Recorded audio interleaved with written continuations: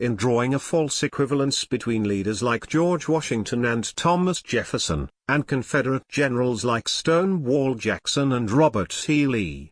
The President demonstrates a fundamental misunderstanding of the moral problem of the Confederacy, building monuments that lionize Confederate war heroes like Jackson and Lee celebrate the lives of men who sought to break the nation apart in the name of slavery.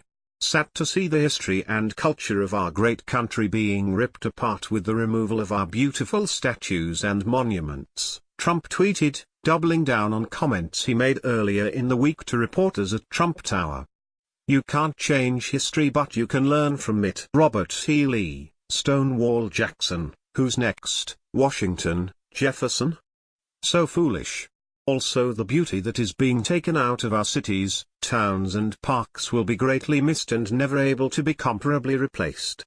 The problem with Trump's argument, though, as the executive director of the American Historical Association told CNN's John Berman on Wednesday, is that comparing Jackson and Lee to Washington and Jefferson is a specious comparison at best.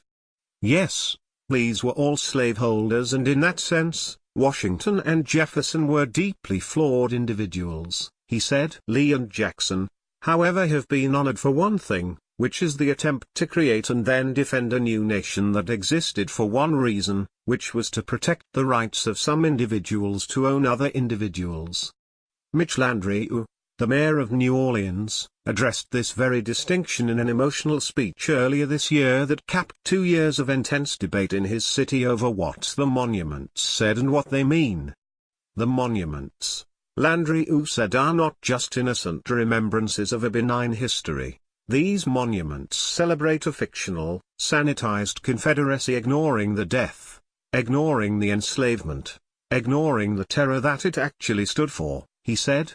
The argument that removing Confederate monuments is changing history and culture, as the president did this week, also fails to recognize the historical context and tainted culture in which the monuments were erected. Historians note that there are 2 peak periods of Confederate monument building in the United States, one between 1890 and 1920, as Jim Crow was being established and the power of the KKK was at its zenith, and again during the civil rights era of the 1950s and 1960s. There are Confederate statues on Capitol Hill. Cory Booker has a bill that removes them.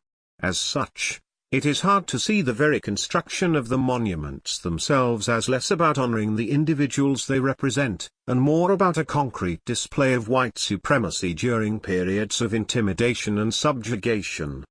The president is right on one count here: you cannot change history, and by its very definition, no one can erase it.